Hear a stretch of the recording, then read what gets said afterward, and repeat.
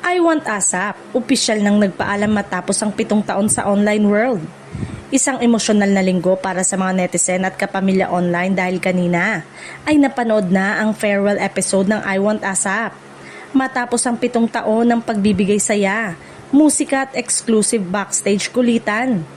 Opisyal nang nagtapos ang itinuturing na interactive digital companion show ng longest running noontime musical variety show sa bansa. Dahil sa balitang ito, bumuhos ang mensahe ng netizen na nabahagian ng saya tuwing linggo at nagpasalamat sa programang naging bahagi ng kanilang weekend routine.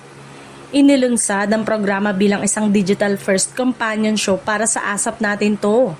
Sa pilot episode nito, ipinakilala ang mga original host na sina Robby Domingo, Donnie Pangilinan, Maymay Entrata at Edward Barber.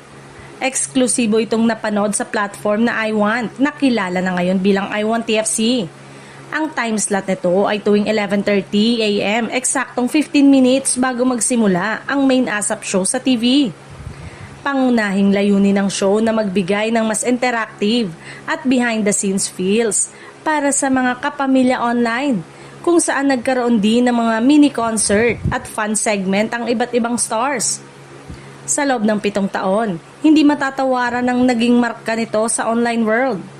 Mula sa pagiging tulay sa pagitan ng mga fans at artista hanggang sa pagset ng standard para sa mga digital variety shows, naging mahalaga bahagi ang I Want ASAP ng bawat linggo.